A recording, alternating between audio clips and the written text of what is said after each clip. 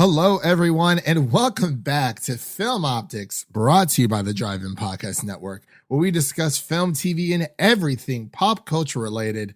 I'm your host, Christian, and I'm joined by one of my co-hosts and my good friend, Devin. Dude, how has your week been? Because mine has been like excruciatingly long. Mine was okay. Mm. It's Saturday though. That's all that matters. Yeah. We made it. Woo! We did it, Devin. We're here. It's Saturday. Talking movies, video games, TV, all that good stuff. I started watching MODOK last night. Oh, did you really? It's pretty funny. Okay. Like I do want to watch it. I'm just not a fan of like the robot chicken like animation. But I mean, apparently, I think you had sent me a article once, and it was like, oh yeah, it's it's like the best Marvel show since like Daredevil. I was like, wow, okay, that is some high praise. So I don't know, but yeah, man, I got a haircut a few days ago. Been nice, looking fresh. Wasn't able to join the Geekly Goods crew this past weekend. Something that came up, but on this past week, but. Yeah, have you? Did you get Cruella or not? I wasn't sure. I thought I. No. Okay, because I forgot I asked for it. I was like, oh, so it's been sitting in my inbox. I got to watch that. But what, you been playing anything fun or just watching MODOK? Yeah, a new game came out called Knockout City. It's like a dodgeball game. It's pretty fun. I think that's on Game Pass. I was gonna try it out on there. I got like 3 months for free, so I was gonna try it out there. It does look like a lot of fun because I remember Ethan and a few of our other friends were playing it a few weeks ago. I think it was in beta then. So, but yeah, man, we got E3 around the corner. It's back, baby. That's the good old days. The good old days, man. I remember when they used to broadcast E3 on XPlay, like way back, and I was like, man, I miss that. So hopefully, I'm sure G4 has been reborn. For those of you who don't know, G4 TV has been reborn as another gaming social gaming outlet. So might have to tune into theirs this time, kind of get the old feelings back there. But yeah, man, I've been bought an Xbox Series X, so that's a lot of fun. Been playing some on Mass Effect Legendary Edition, and been trying out a few games here or there. I mean, the first game I downloaded 100%. was Fable Anniversary. Of course. Downloaded Fable 1, 2, and 3. We're all there. Got it really is like, I don't know, it's good stuff. Like, I mean, I know, like, some people are like, oh, why do you need a console if you have a PC? It's like, yeah, I have a PC. I could hop on and play with my friends whenever I want. But it's, I don't know what it is, but like I'm liking it a little bit more than my PlayStation. Like my PS5 is definitely just going to be an exclusive machine. Because like anything else that I buy, like I want to try Outriders as well. But like anything else that I buy, like third party, of course, obviously Xbox exclusives, which we'll get into a little bit later on. That'll definitely be on my my Xbox Series X and or PC. We'll see. So yeah, man. So let's before we dive in, we have a lot to talk about today. A lot of Warner Brothers news before we get in to our Army of the Dead review. Again, this is the Film Optix podcast. And before we begin today's show, you can listen to our podcast on platforms around the internet, and make sure to follow us on Instagram and Twitter at Film Optix. That is Optix with an X for all of our latest announcements. So let's just dive straight in. We got a few quick fire news topics here, and then we'll get into our Army of the Dead review. We've been waiting for that one for a while. Devin was lucky enough to fortunate enough to see it last week. I could have went to see it, but it was just too far out of the way. way too far out of the way for me. So I did get a screener like 2 days before it released. So thank you, Netflix. But let's just jump right into our main topics. The first one's kind of quick. We have so there's a new movie coming out to Netflix called Gunpowder Milkshake, dropping on Netflix July 14th, and stars Karen Gillan, Lena Headey, Angela Bassett, and Carla Guingo.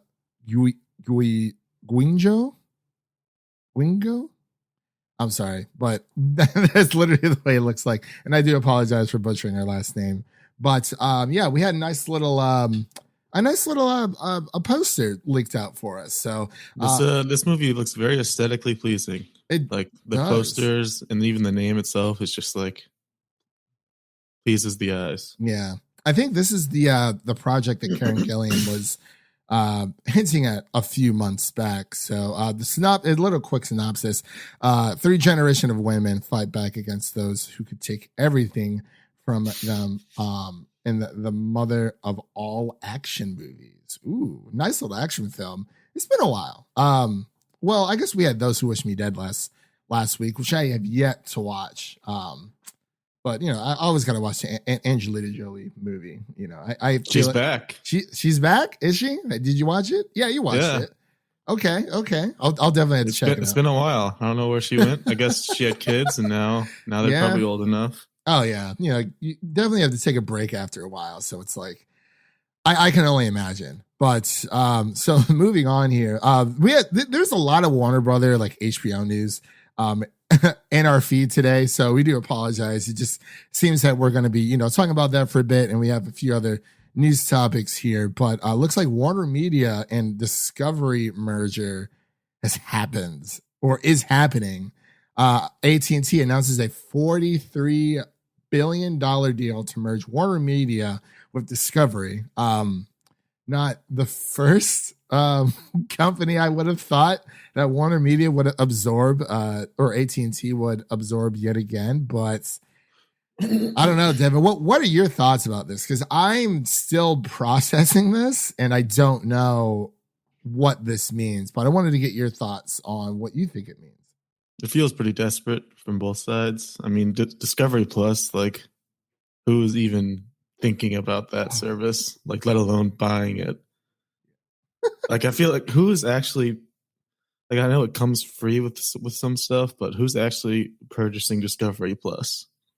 Well, apparently my mom wants Discovery Plus like really, really bad, and she keeps asking me about it, and I'm like, I keep just like pushing it off. I'm like, you don't need Discovery Plus. There's nothing on there besides that. What's that one show that's like really, really good? Oh my gosh, Not Me Before You. That's a movie. It has my God, it's a show that's been running on there for a while. It's all about. I'm literally blanking on it right now, and I do apologize. But it's I don't really know what to feel about this, and I do agree it does feel more of a desperate move. I mean, I know that like HBO Max doesn't have the same caliber exclusives that like you would find on Disney Plus, and Netflix is hit or miss sometimes, but Netflix is still in the game there, or even Hulu, or now with even Amazon with Invincible and Lord of the Rings that are coming up. It just seems very I don't know. I just don't know what to think of it. I did a little bit more digging. It does look like the WB Games will split ownership. And the sale does include DC Comics. Discovery now owns DC Comics with Warner Brothers. And Rooster Teeth, if you're not sure, they are a part of the Warner Media, like AT&T family. They do a lot of like pop culture, like video game stuff. I believe Alana Pierce was a part of their team for a while. And also like the Inside Gaming crew as well. I'm not sure you know what that is. That used to be like, I think they were like Machinima like ages ago, but they are also a part of that deal. So they have their own like online presence. So it's very strange because it also looks like Warner Media and Discovery plan to spend more on content than Netflix did last year. And that's pretty interesting. So it looks like we saw that HBO is towards the bottom of the list of all the streaming service wars last week. R.I.P. It feels like they're just kind of panicking a little bit and making moves just to kind of stay in the news cycle. Yeah. And like, I mean, they have been saying, I mean, we'll get to that in a bit because they dropped a lot of other stuff, but like none of it really has to do with like Discovery. So I guess last year Netflix spent around $17 billion on content, and Warner Media, they want to spend around 20 million, it looks like. So I just don't know what this really means for the company, because I do agree that it does feel like they're panicking, because I honestly feel like it's because of what happened with possibly the Snyder Cut, even though, like, yeah, I would love to see, that continue, but I'm not exactly clamoring for it, because they do, like, and we saw earlier this year that they do have a lot of things in the works. Obviously the Suicide Squad, we have Static Shock. There was a few others on there that aren't really coming to mind as of right now, but it looks like they have things going on, and we'll get into that here. But yeah, like, anything else you wanted to touch on with that? I didn't want to go too deep into it. I know it's like one of the bigger news topics, but it's like, from everything that we really care about, when it comes to video games and DC Comics. So now we know that Discovery now co-owns DC Comics with Warner Brothers, and will split the Warner Brother Games ownership. But I don't know, like, anything else you kind of wanted to. I just don't know what this is going to be like. It's going to be strange. It's weird. Like, just Discovery Plus, like, really? Like, they have so much property themselves. Like, I don't think this acquisition even needed to be made. It is very, very odd, because I'm not saying that it couldn't it can't work, but there's a bunch of stock numbers and stuff, which we're of course not going to get into. But apparently, one of the exec were blindsided about this decision. Did you see that? Yeah. I was like, oh, man, I love Warner Brothers. I love their properties. I just wish they would kind of get more in with, in tune with, like, they have so much already. Like, from Looney Tunes to, DC Comics, you have Harry Potter and everything else. I'm actually surprised Lord of the Rings, that show's not coming on HBO Max. I don't know if Warner Brothers owns the property anymore, but then again, they are on HBO Max as of right now. And the extended editions are as well. So I'm not entirely sure where the whole legal battle is for that. But anyway, let's move on here. Moving on for more Warner Brothers news. It looks like Bad Boys for Life filmmakers are set to direct a Batgirl movie for HBO Max. I don't know if this is going to be animated. I highly doubt it, but since it is the Bad Boys for Life film bro directors. But yeah, was it 2020 when Bad Boys for Life came out? They closed the deal to, I guess, so this is going to be Barbara Gordon, Batgirl, who is the daughter of Police Commissioner James Gordon, of course. But didn't they also get Ms. Marvel, that directing duo? I think so. Or now it's called them. Oh no, Miss Marvel. Yeah, sorry, the TV show. I believe so. Yeah, Bad Boys for Life definitely impressed some people, because it did. People weren't expecting anything, and it kind of was pretty good. And now they're making another one. I was like, what is going on, Devin? I don't understand. Well, it was good, so might as well. But like, yes, it was good. But I just don't want them to be reactionary with this, because that's how, like, when Spider-Verse came out and everyone loved like the animation, Sony tried to like patent that comic book style of animation, and I don't know who, the powers that be said no, because that's such a open source, like general source that everybody uses, or common knowledge, or general property of that sort. So I'm excited, because I do love Batgirl. There is another Batgirl as well, but this one's going to be centered around Barbara Gordon. But I just don't want it to be reactionary with it, but we'll definitely see. I mean, Miss Marvel comes out this year anyway, so I guess we'll see how they do with that. But this next topic, me and Devin actually had we're split down the middle. We talked about this earlier this week. Some more HBO Max news. So for those of you who don't know, HBO Max will be adding a new tier to their HBO Max streaming service. So it's going to be a ad-supported tier, will include, within their streaming service. And we both think that's stupid. I think differently only for a specific reason, but HBO just should not have ads. Like they never have. they shouldn't have ads. That I do agree. I don't know why they're making an ad support tier, but I do understand it's like if you're going to make an ad support tier and a non-ad support tier, there has to be a difference in not quality, but I guess content, which we haven't. No one else has. I honestly don't know, Devin. From what I understand, so for the HBO Max ad support, it is $10 a month, $9.99. It will not include any of the Warner Brother 2021 same day movie premiere slates, and I think that end with ads. It is weird, but I guess for the listeners out there, Devin's heard this before. For me, it's more of okay. They decided to put their entire 2021 theatrical slate on HBO Max for this year only due to the pandemic. My reasoning is okay, besides ads, which is weird. I will admit, I don't know why they're doing that because HBO has never had ads ever.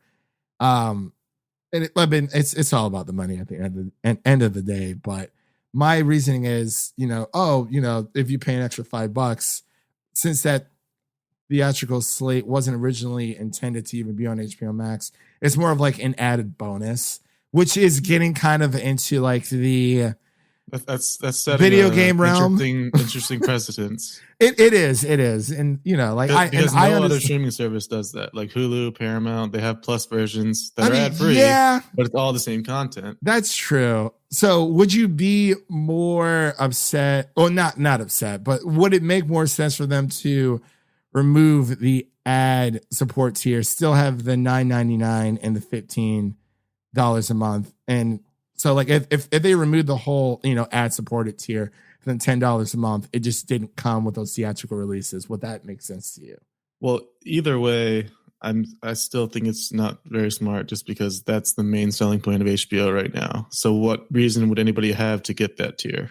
I will. Okay. So because when HBO Max first came out, I will say a lot of people did complain about the $14.99 pricing, that it was too much, even though Netflix, if you're paying for like the 4K streaming package where you can stream like 4 screens at once, you're paying like $21 already for that. But I think that's where it comes into. But I mean, I will say it is a bit odd, but I can understand why they're doing it. But it is weird that they're even supporting ads to begin with, because it's like we mentioned before, it just seems like they're panicking. They're just throwing all this stuff out and seeing if it works. Yeah, and that is the weird part, because it's HBO. Like, you don't have to do anything. Just give us good content. They're the definition of reactive. They are much like man. I mean, we've seen this in the gaming industry for a very, very long time.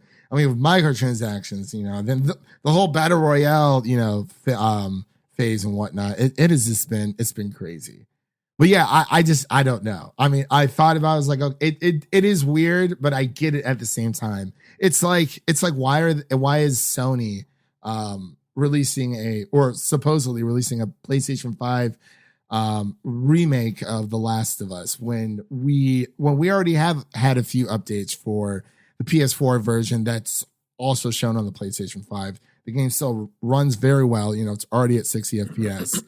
I mean, the only other thing I can think of is them trying to like make it consistent. Like, let's update like the game mechanics and whatnot like that. But it's like, I get why they're doing it, but at the same time, I don't. And I feel like it's the same thing with Warner Brothers. It's like, I see what you're doing, trying to give people that premium experience with different tiers.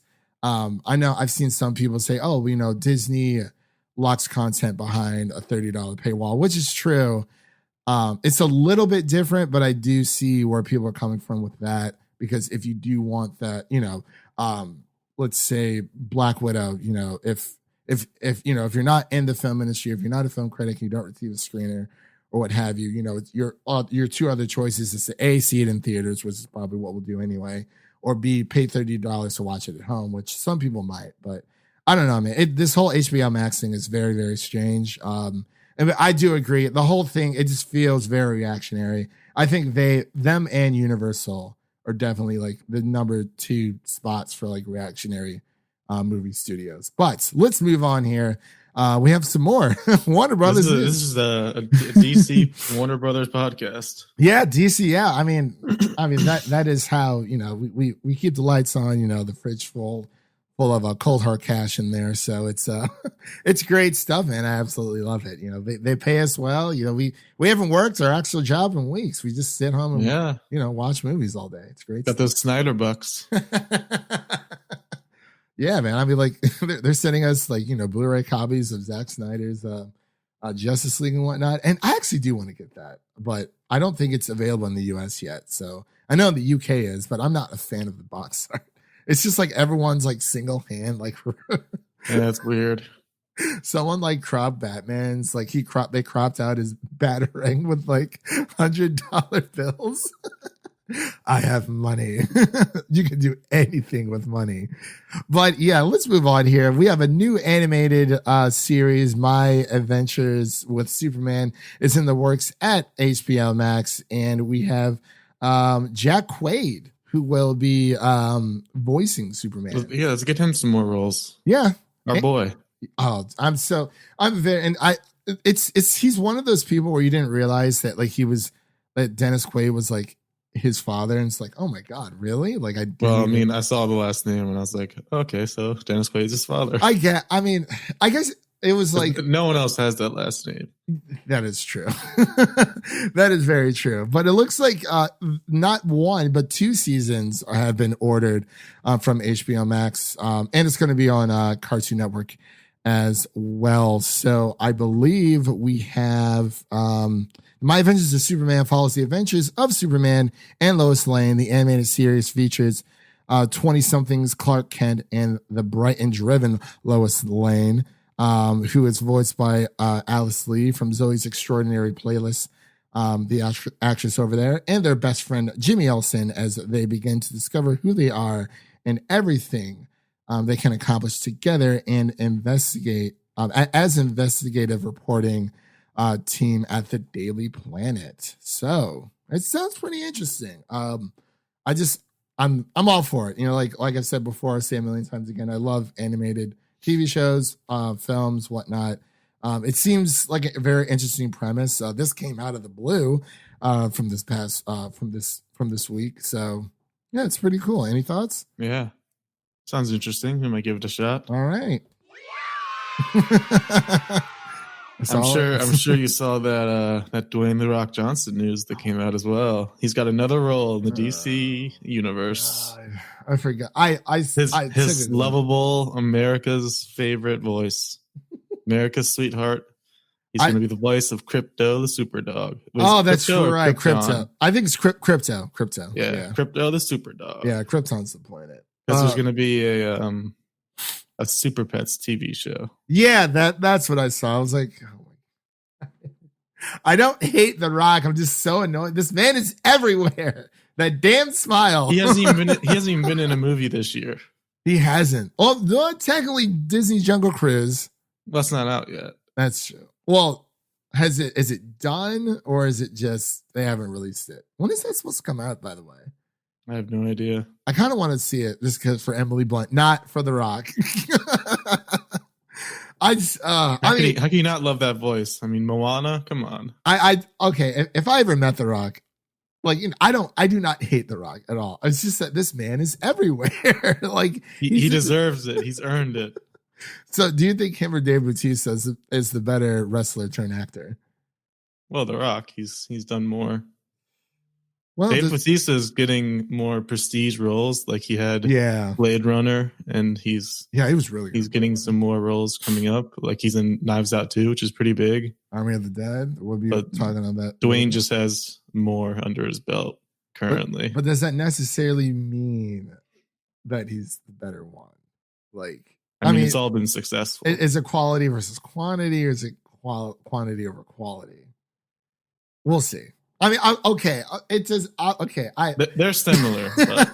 yeah. I got you. For sure. I mean, I would probably put The Rock over Dave Bautista just because. I mean, I do like Dave Bautista's Drax. I feel like they went a little bit overboard with his character in Volume 2. Like he was just laughing at everything. I'm like, okay, It's not that funny. Well, like, it's funny, but you don't have to watch, laugh at everything. But anyway, so we have that. And then thank you for that. I swear every single time we record a podcast, Devin has some kind of rock news. He's in the news. His show just wrapped up, Young Rock. Yeah. I mean, if The Rock ever ran for president, I would vote for him. Absolutely. Like 100%. I'm just tired of seeing this man smile everywhere I go. I don't know what it is, but it is what it is. Anyway, let's move on here. We have another animated series in the works for HBO Max. We have Batman, the animated series from J.J. Abrams and Matt Reeves, coming to HBO Max. That's exciting. That's very exciting. It's a good duo there. Yeah, I'm like very, very excited for this. The powerhouse directors, along with the DC Animated Universe veteran Bruce Timm, have received a straight-to-series order for its title Batman Caped Crusader for HBO Max and Cartoon Network.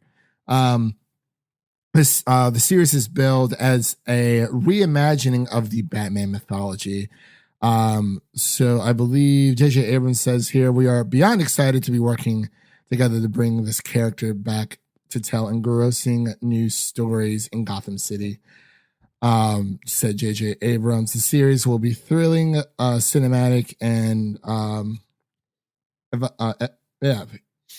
evocative of the Batman's noir roots, while diving deeper into the psychology of these iconic characters. We cannot wait to share this new world. So very, very excited. For Abrams and Reeves, they've worked on a Facility and 10 Cloverfield Lane, and it's going to be great. We have for Tim, Bruce Timm, he's going to be returning into the animated world. For those of you who don't know, he had pretty much helped build the DC animated universe with Batman the Animated Series, which is now streaming on HBO Max, and I believe it is out on Blu-ray as well. It's fan-freaking-tastic. I absolutely love that show, and I've been meaning to get back to it, but trying to cut down, trying to get through other things first. But what are your thoughts about this, Devin? Have you seen the original animated series? Not all of it, but some of it. Yeah. I'm definitely looking forward to this, though. Oh, for sure. I don't know. I can't remember how many seasons the first one is, the original. But yeah, I never watched it all the way through, but I did watch it a good amount growing up. But no, I haven't. I know I haven't seen every single episode, but that's all right. Anyway, we're officially done with the HBO news here. And now it's time to get on to some Sonic news, some Sonic. It feels like Sonic is Warner, but it's not. So, is it Universal? Universal, I believe, or is it Paramount? I think it's Universal. Yeah, it might. I don't know. So Sonic 2, Sonic 2 movie that will be dropping. The plot has leaked by, yep, you guessed it, United States Copyright Office. Sure. Oh, this is terrible. Terrible stuff. If you want to click on the link, you can. I've been told that it is the plot line from Sonic 3, the video game. So if you've played Sonic the Hedgehog 3, you already know. I haven't clicked on the link yet, but you can if you want to, Devin. It's totally up to you. I just put that there. All I know is that Jim Carrey needs to be in this movie. Oh, he has to. Because he better carried be. The first one on his back. He really, yeah. Every like line of dialogue and every single interaction he had with everyone in that world, especially Sonic. It was amazing. Like, I will watch Sonic 2 for him alone. We have been confirmed that, of course, Tails will be in Sonic 2 and Knuckles as well. Still no word on Shadow, though. Shadow the Hedgehog, our guy, our super edgy teenage angst hedgehog. Edgelord. The equivalent of Anakin Skywalker from Revenge of the Sith. But yeah, what are your thoughts about this? Will you click on this link later on? It doesn't have to be right now because we're not going to talk about it on the podcast, of course. Nah, I don't have any reason to. I can't believe this happened, though. Like, really? Like, the United States Copyright Office, the Office of the United States Copyright Association? Wild times. I mean, it makes me wonder how leaks actually happen because someone obviously deliberately did not even this, just things in the past that we've seen, especially with like video games or even, when Zack Snyder's Justice League, I think it was like the week before when people played Tom and Jerry, it would start up Zack Snyder's Justice League. It's like somebody clearly messed up. Like that doesn't just happen, but it is what it is. Let's get into our last quick news topics here.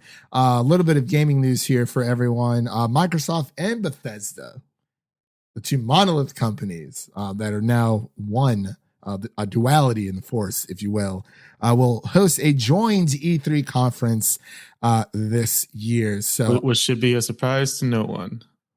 Yeah, exactly. Microsoft spent all that money and people were like, oh, they'll just share all the games nicely with everybody. No, I'm sorry. But it's smart because Microsoft, it's like they're going around. It's like, oh, well, it's like we're multi-plat, quote unquote, between PC, Xbox, and on the cloud, just not on competitor platforms. But of course, there are other deals that are in motion, like for Ghostwire Tokyo and Deathloop, which has been getting pretty good reactions so far from what I've seen. Microsoft will honor those deals, and those will be timed exclusives on PlayStation 5 first. But we have Matt Booty, who heads up Xbox Game Studios, reportedly told French publication Le Figaro that the event would take place in a few weeks. Of course, it's going to be E3 2021 is going to be running around the same time as Summer Games Fest, but I believe Summer Games Fest will be running the entire summer. E3 is I think it starts on like June 12th, I believe. And we also had Jeff Grubb earlier this year. He kind of just came out and said that, Starfield is going to be an Xbox exclusive on their platforms. But so this event, Microsoft announced that in March, with the acquisition of ZeniMax Media, which includes Bethesda for that $7.5 billion deal, that so they're going to be doing that joint E3 conference. I believe it's going to be in the Microsoft studio across from E3. They're still going to be on E3, but it's like it's their own studio. They can, they don't have to pay all this money to set up, just to like reserve a slot. So I'm sure that they had to pay something to be a part of the actual event, but not renting out the venue when they have their own. So it's going to be great. Like I'm very, very excited for this. So we're just waiting for that sweet Xbox and PC news. So let's move on to our last topic here before we get into our Army of the Dead review. This is just a little quick announcement. The Last of Us Part 2, there is a performance patch that is dropped for the PlayStation 5, which is fan-freaking-tastic. Been waiting for this for a while.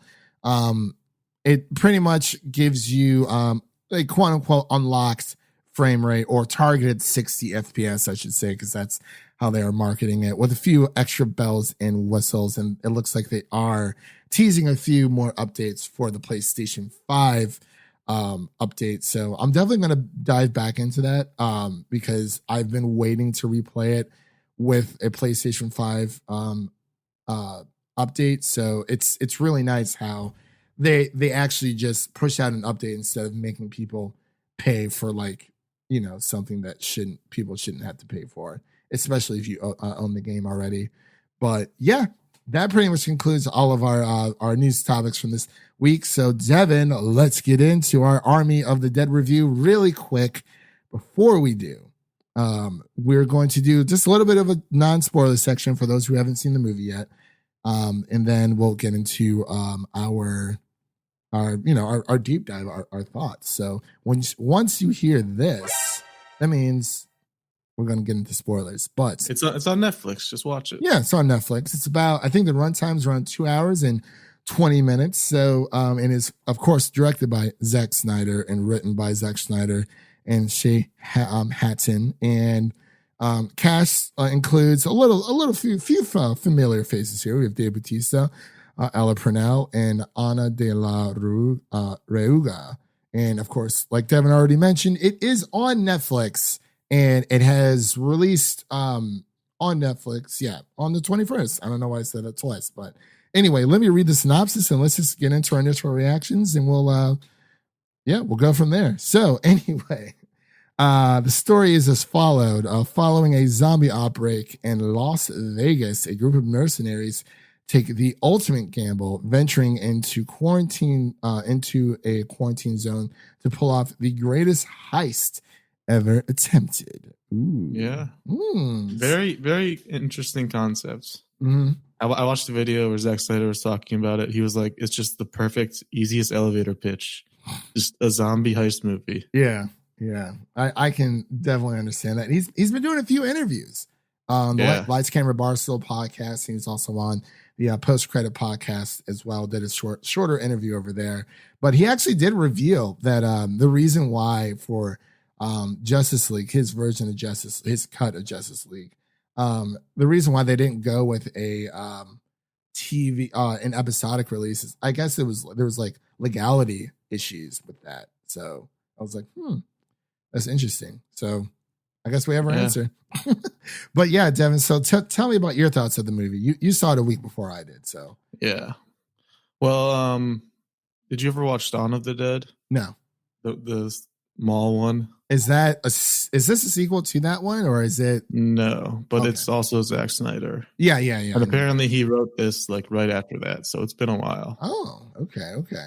But that Dawn of the Dead was really good as well. This dude definitely knows how to make zombie movies. Like he's got that down for sure.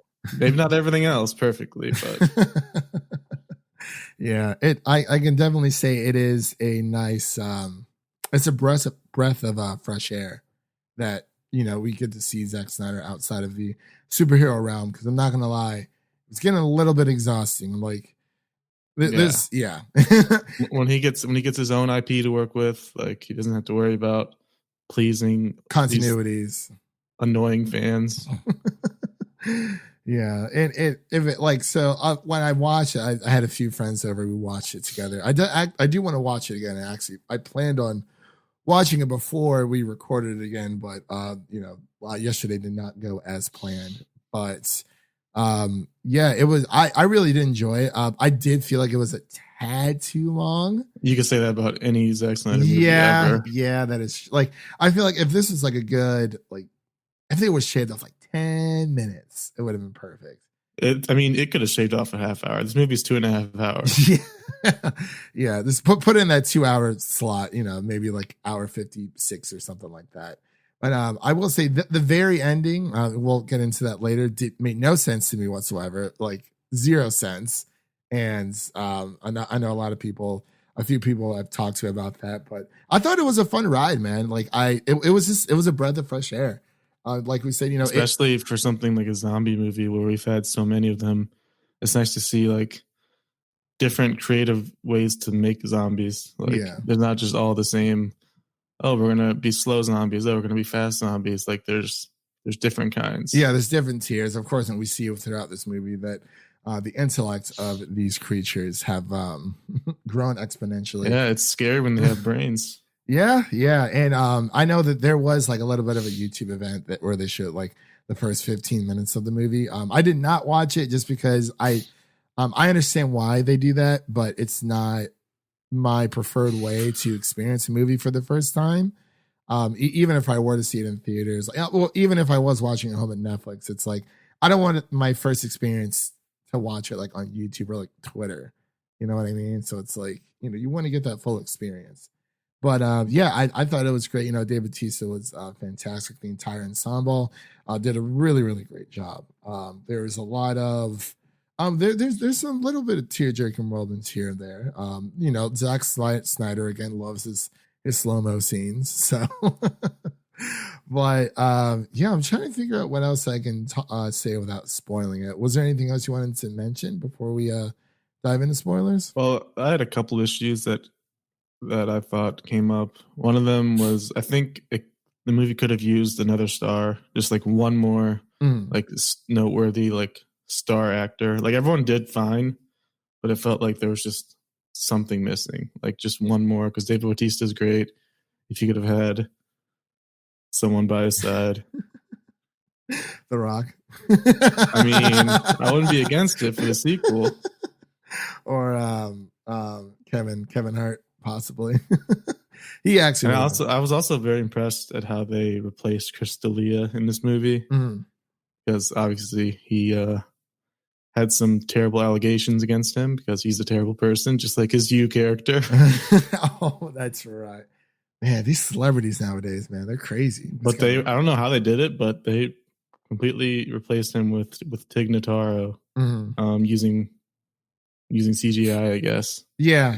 Like if only that company did the Superman mustache, things might be different. Or what was it? With Will Smith and what was that movie called? Gemini Man. Oh my gosh, that movie. I've only seen clips of it. Like I couldn't. But yeah, I do agree. It feels like it was a great ensemble cast. It like watching this movie just overall, it did feel like it was missing something, and maybe it was an extra person. I honestly can't put my I can't put my finger on it. Like I said, I need to watch it again to form like my final opinion. But as of right now, it was very, very entertaining. You know, I like the dialogue that they had back and forth between Bautista and his daughter. And the ending was a bit of but like it's okay. So we know it's a heist movie, and everyone out there listening, you know, since this is a heist movie, you know, people are going to die. But I really like how the trailer kind of just shows you the world. It doesn't, you know, show you like, oh, well, you know, so-and-so said, that person said, this person said. It kind of just, you know, it's almost like a fun roller coaster, you know, the vibey Vegas, you know, neon lights and whatnot. All the zombies are in. It's just all of it just comes together. Like the location of Vegas for zombies, that's perfect. The idea of a heist film in zombies, that's fresh and new. Like it all just comes together well. Yeah, and the premise is so simple. Like you don't really have to think about too much about what's going on. Like it's not like a turn your brain off kind of movie, but it's like, you know, you get the premise from the very beginning of the movie. It's like, okay, like this is what the movie is. There's no, you know, like, oh, you know, if you didn't read this or if you didn't watch this, you wouldn't know who X, Y, and Z character is. So I really applaud Zack Snyder for doing that. And you know, I was listening to the LCB Lights Camera Bar Stool podcast interview, and like he's like he had free reign. Like, you know, he seems like he had a really great time, you know, making this movie and just, you know, finally being able to, you know, exercise his creative freedoms and his and this is actually really good for Netflix as well, because they've been looking for a movie franchise. That's something they don't really have. Yeah, like a central movie franchise that they can lean on. So there's already been announced a prequel movie, really starring Dieter. Dieter was really good in this movie. He was hilarious. Yeah, I think he was probably my favorite character, to be honest. So he's getting a prequel movie, which is good. And I think there's also going to be an animated movie showing the some of the characters before the outbreaks or the beginning of the outbreak. Okay. Yeah. So there's already some spinoffs happening, and I'm sure there'll be a sequel too. Yeah, absolutely. I'm pretty sure. And Zack has like a new deal with Netflix, does he not? I think so.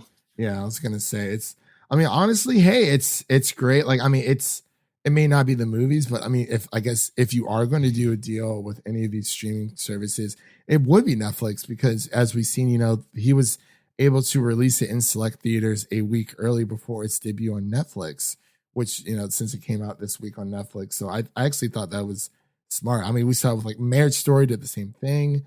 The Irishman as well. So it's Netflix puts up the money and gives you the creative freedom. So there's no reason not to. Sounds like a dream come true, man. I wonder what this really says for just like the industry moving forward, because I mean, I don't think theaters are necessarily dying, but I think they are becoming more. They will evolve into more of an even niche, you know, audience, much like vinyl has with the music, you know, scene, because, you know, you can either pay $10 a month, have Apple Podcasts, Amazon Music, or Spotify, and listen to everything you want, or, you know, you want more of the physicality of like owning those discs. So it's, I mean, you know, living here in Music City, you know, there's always going to be a market for vinyl, but nowhere near as big. But I wonder what this really will, you know, pave the way for directors moving forward when it comes to streaming services. So that's pretty interesting. But let's get into enough of the pre-talk. Let's get into the weeds here. So we are going to be going into our spoiler section of not Dawn of the Dead. I do want to watch Dawn of the Dead, by the way. You should. It's good. I might see if they have it at McKay's today. Pick it up for a few bucks. It's a great place too. They have like movies, TV shows, vinyl records, and just a lot of other like random assortments too. So that's usually where I'll go there first before I go to like Amazon to see if they got it for like cheap, So it's a nice little store. It's like what was it? The Exchange growing up. It's like The Exchange, but 1,000 freaking times better. Like, I kid you not. It's amazing. But yeah, let's get into our spoiler review or spoiler section. Again, this is spoiler section. What was that? I think I have delivery. Ooh, I'm actually waiting on the delivery myself. So due for Xbox, since this is the 20th year of Xbox overall, November 15th will be the official day. But I got a nice little Xbox 20 coffee mug with my gamer tag on it. My new gamer tag. Retired the old ballet Bale caveman. I don't know what I was thinking with that. Yeah. Man, oh man. But Devin's has been the same forever. But all right, let's get into the weeds here for our Army of the Dead spoiler section. So that ending made no sense. Like how what about it? He was I didn't have any issues with the end. He was stuck in he was locked inside the vault, the black guy. I'm blanking on his name right now, but I do apologize. He was in there for at least the last 20 minutes of the movie. And if he was bit that entire time, why did he not turn while he was in the vault? It doesn't make any sense. And then he's on a plane. He's like, "Oh, I'm not feeling well." I'm like, "Dude, you're in there for a while." Well, I watched the heavy spoilers. He talked about it, and he mentioned that the reason that Dave Bautista's character turned into a zombie faster was because he was already on the brink of dying. Huh. Sorry. Because no, you're fine. His character, what's his name? Bander. Yeah. He was relatively healthy. Like, he got out, he was limping, but he wasn't dying. But I guess that was just one thing where it's like they didn't really explain how long it takes to turn into a zombie, because we saw Dave Bautista's wife, she had turned into a zombie. We don't really know how she was bitten, or like what we just we saw the flashback, the super slow-mo flashback, and we just saw her turning in. So it's like that is like the number one thing. They didn't really show an example of it happening. Well, because some fast or not fast. Yeah, I guess so. Because it's like, some of the, during that security guard that they took with them as the bait, basically, they show him got taken away, but they didn't show him transform. I need to watch this movie again. Yeah. We don't know how long it takes, really, but yeah, because during the beginning of the movie, with the guys getting roadhead from his girlfriend, and what an opening. That was actually a really, really nice opening. Like, I like how we had that. Well, that was that. Yeah, that was around the first. Within the first 15 minutes, how we had that nice little prequel part of just how everything started, which I really, really did appreciate. It wasn't just like, oh, zombies appeared out of nowhere, and so it all came from one. I like the idea that the government had this alpha zombie just in captivity. But where the alpha zombie came from, that's the interesting part. There are some interesting theories out there, because there's something else that happened later in the movie. Did you see the robot zombie? No, I did not. Was that wait. In the casino, there's a scene and a shot where they shoot a zombie's head and it reveals a robot head underneath. Oh, see, yeah, like I said, I need to rewatch this today. I remember seeing it in the theater and I was like, that's weird. Maybe it's just how the bullet looked. But yeah. If you watch it, you can see it's definitely a robot head. So there's some theories that the government may have planted some zombies. It's always a government conspiracy. Who knows what it is? But there's robot zombies now. Okay. Yeah, I definitely need to check out the heavy spoilers for that. So that definitely needs to happen for me. So it is, man, oh man. Yeah, so that was pretty much my only gripe. My main two gripes with it. Number one, I did feel like it was a bit too long, but like we said, this is a Zack Snyder film, so it's kind of like what you have to expect from him moving forward. But for him, this is kind of on the short-esque side. It was shorter than BVS. I mean, 2.5 for a zombie movie, it's just it is very that's just long. much. Yeah. And I guess that's one of the other issues I have. Like every time there was an emotional moment when people were talking to each other and like it was supposed to be emotional and interesting, I kind of just looked at my phone and was not paying attention because I'm not watching a zombie action movie for emotional moments. Like, right. I'm just not.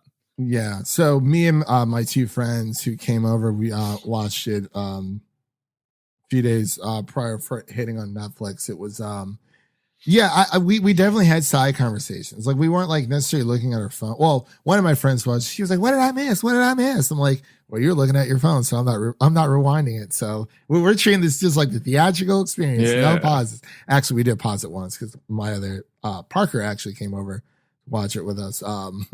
He had a phone call, so we had to pause it for a second. But hey, that's the beauty of streaming. Like I'm not gonna lie, that is definitely comes in handy.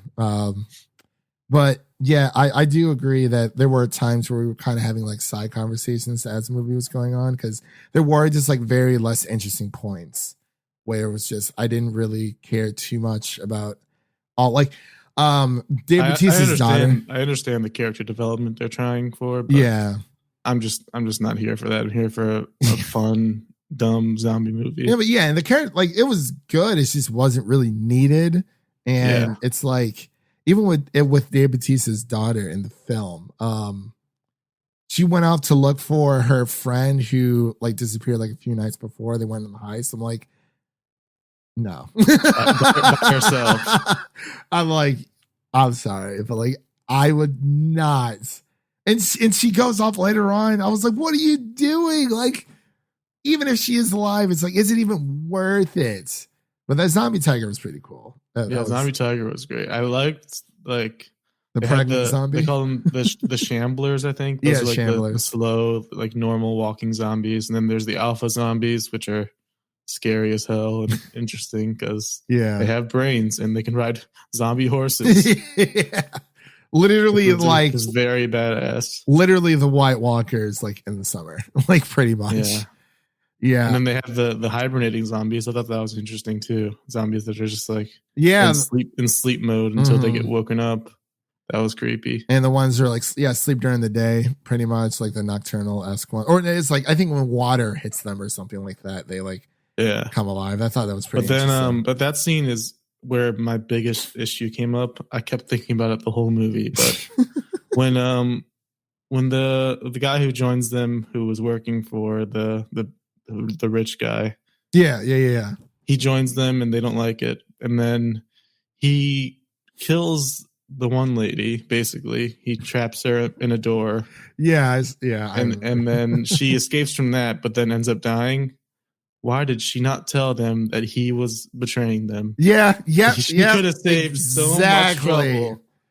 And that was the antagonist. I was like, okay, like that was the only part. I was that part too, and I forgot to mention that. I was like, it's just it wasn't very believable. I kept thinking about that throughout the whole movie, though. Like he ends up screwing them over so many times, and they no one says anything. All of it. She just told her boyfriend or whatever. Like he's killing me. I'm dead. Literally, it's all that guy's fault. That's all you had to say. No one opened their mouth for anything, like at all. I was like, okay, this is really, really weird. But overall, I really did enjoy it, and I'm glad. It is. Everyone that I've known that has seen it has enjoyed it. Minus a few people, which I totally understand because some people just don't like Zack Snyder films, and I've fallen to that camp a lot. So, but this one is it's definitely one of his better ones. Like we said, it is a breath of fresh air. And it does really just it's just nice to see something else from Zack Snyder that isn't superheroes, like overall. But so let's actually close out here because we are coming up on time. So Devin, what would you rate Army of the Dead that is now streaming on Netflix for the entire world to see. I'm gonna give it a solid 75. Okay. C plus. All right. I think it's good, but not great. There's a few things that hold it back, like I mentioned. One more star definitely could have added to it, and also just some of the lapse in reality that happened. Like, just tell them that you're being screwed over by this guy. Yeah. So I would actually give this like a solid C. Definitely give it a more of a like I would say like a 70, like 3. I would say just because I do feel like I need to watch this again because like we had said there were parts where I felt like I was kind of preoccupied with other things and just the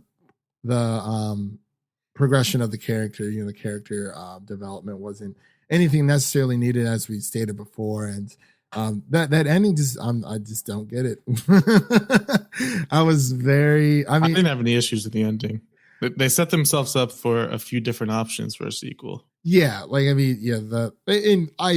it goes to show like I feel like trying to make a franchise out of this, like it's like throughout this entire conversation, like there's like a few characters that we knew the name of. Like granted, we've only seen it once, but that's one thing that the film did really well is it set itself up for other sequels or prequels while also being its own contained story.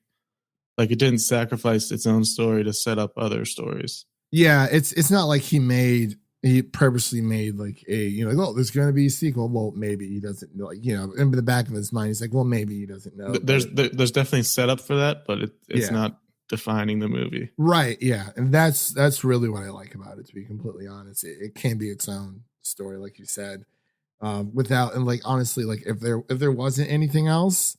Even with this prequel not coming out, like I would have been fine with just it being as is. So, yeah. So that pretty much concludes our review and this podcast for this week for Army of the Dead. We're releasing this a little bit earlier this week on Saturday, just because why not? Get a little head start on the week here. But next week, Devin, we have A Quiet Place Part 2. Finally. Man, it's been forever. I have tickets for 2 days. I got my ticket for Thursday. I got my ticket for Thursday as well. Okay.